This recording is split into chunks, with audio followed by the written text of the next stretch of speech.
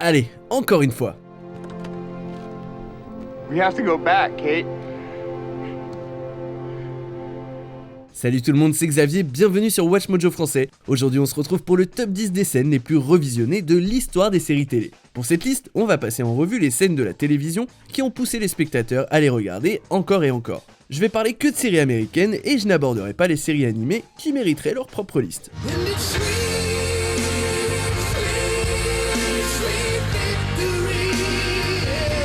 Notez également que des spoilers sont à prévoir. Numéro 10, ce n'est pas de la mette, Breaking Bad. What's your name?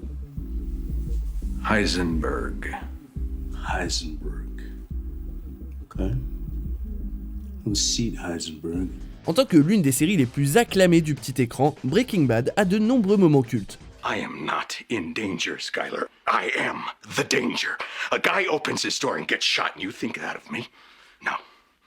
I am the one who knocks. Et si c'était tentant de choisir le discours de Walt sur la porte, on a préféré cet épisode de la saison 1. This is not meth. Quand un important dealer de drogue, Tuco Salamanca, tabasse Jesse et vole leur meth, le prof de chimie devenu cuisinier d'enfête, Walter White, confronte Tuco dans son repère. Au début, Tuco se fout de la gueule de Walt et n'arrive pas à croire qu'il lui a rapporté plus de drogue. Mais celui qui se fait désormais appeler Heisenberg le corrige. Ce n'est pas de la meth, dit-il à Salamanca, avant d'en balancer un morceau au sol, ce qui provoque une explosion de fumée.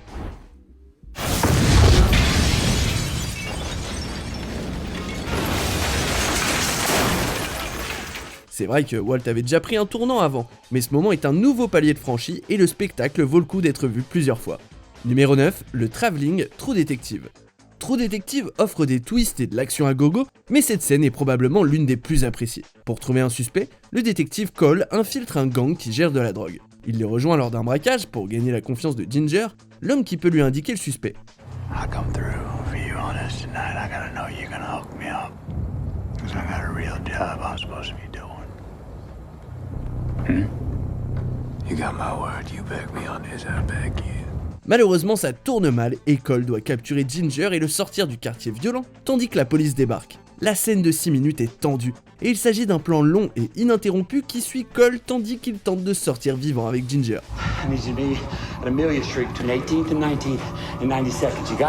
Le plan est spectaculaire, et il vaut le coup d'être vu à la fois pour les frissons et pour le talent de toute l'équipe.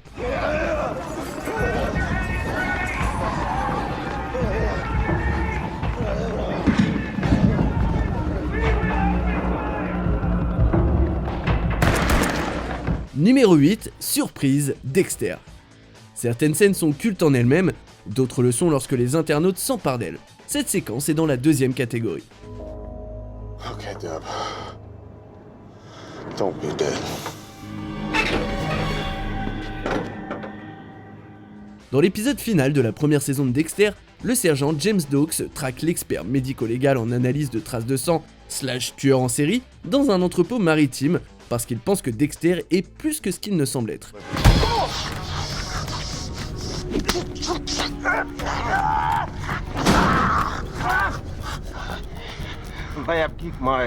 Et il s'annonce d'une façon aussi mémorable qu'hilarante. Surprise, motherfucker. En plus d'être une phrase devenue généralement associée au personnage, cette réplique et toute la scène est devenue un mème populaire, et les fans l'utilisent pour mettre un moment en relief quand un personnage en surprend un autre dans tout un tas de médias et la modifie même pour qu'elle corresponde à diverses situations. Numéro 7, l'Amérique n'est pas le meilleur pays du monde, The Newsroom. Aaron Sorkin est connu pour ses séries au discours politique intemporel, mais parmi les scènes les plus revues, on trouve l'une de ses séries les moins connues. Can you say in one sentence or less what... you know what I mean. Can you say why America is the greatest country in the world? Dans le premier épisode de The Newsroom, le présentateur républicain Will McAvoy participe à un débat dans une université où on lui demande pourquoi l'Amérique est le meilleur pays du monde. Diversity and opportunity. Lewis? Freedom and freedom. So let's keep it that way. Well, the New York Jets. Si au départ il donne une fausse réponse évasive comme les autres, quand on le pousse, McAvoy finit par expliquer pourquoi il ne pense plus que l'Amérique est le meilleur pays du monde.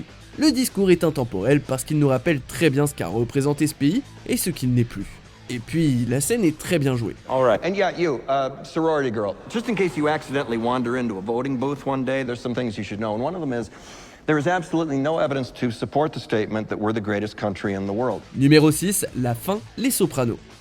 Terminer une série télévisée peut être compliqué, et le dernier épisode des Sopranos est l'une des fins les plus revues et sujettes à débat qui soit. La dernière scène montre Tony Soprano et sa famille dans un resto, pendant que sa fille se gare dehors.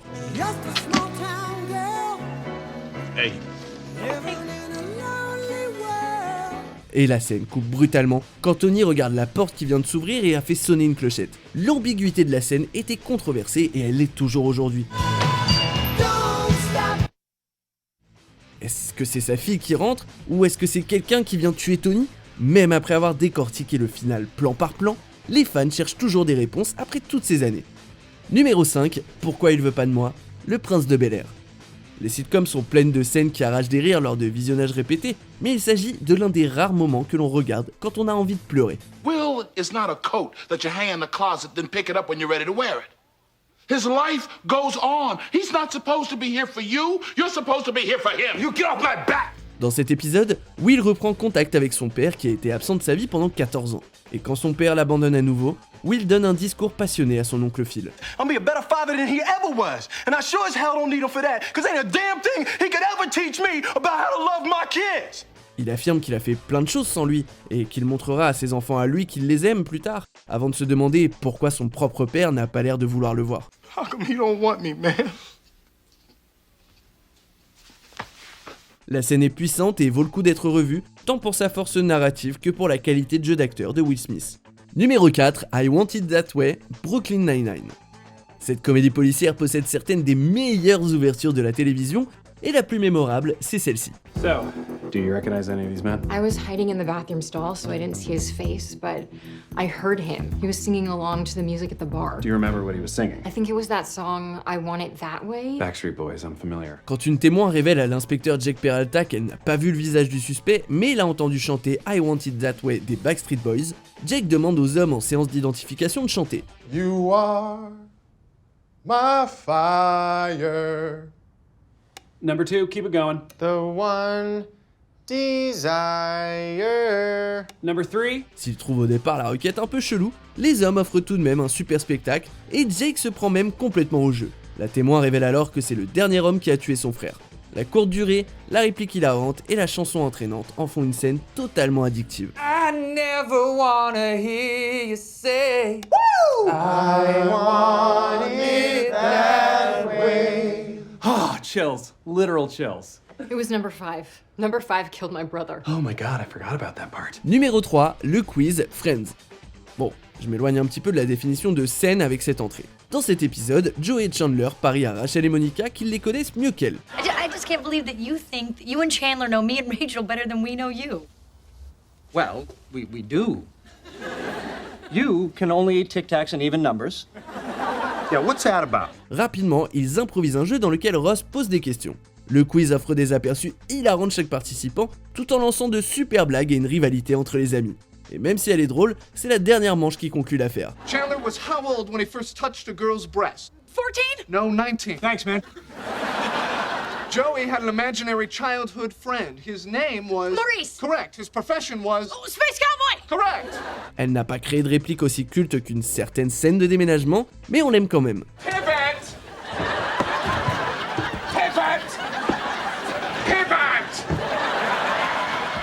Pivot! Numéro 2, ce que fait Cersei au grand septuaire de Balor, Game of Thrones. Étant donné qu'il s'agit d'un monstre de la pop culture, Game of Thrones possède plein de scènes qu'on adore re-regarder, comme la célèbre scène des noces pourpres. The Lannisters send their regards.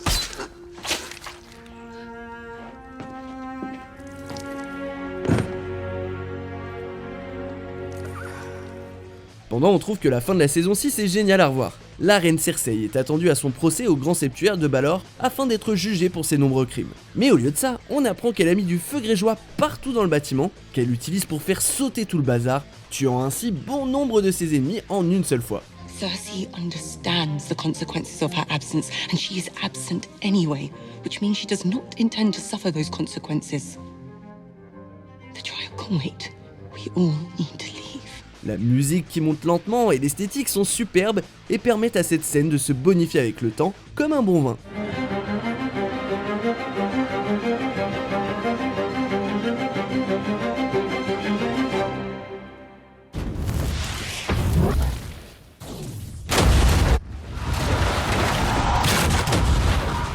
Perso, j'ai tendance à revoir les scènes de comédie plus que les moments violents. Il y a juste la fin des Sopranos et la scène d'émotion du Prince de Bel-Air pour lesquelles j'ai abusé du replay. Bon, et après tout, pourquoi j'aurais honte? Je suis fan de télé, j'y peux rien.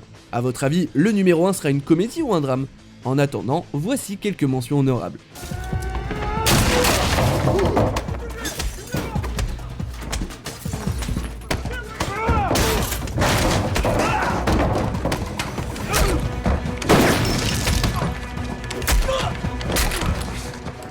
Kids, it's been almost 20 years since that cold April night in 2013.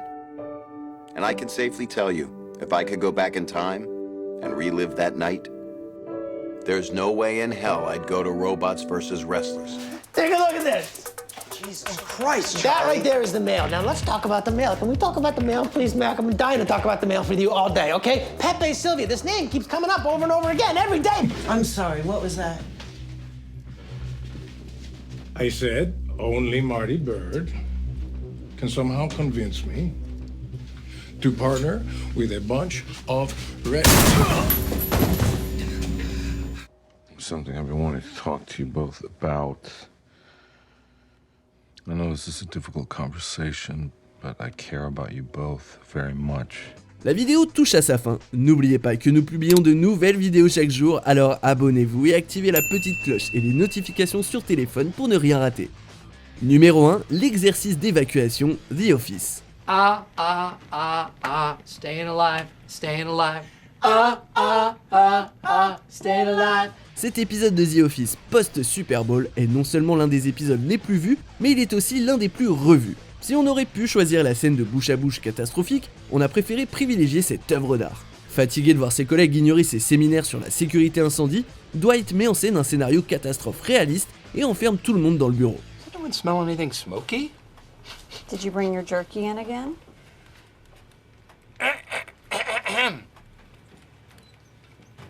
Oh my god! Oh my god!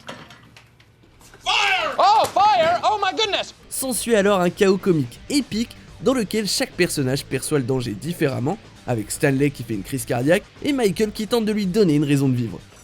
So, what have we learned?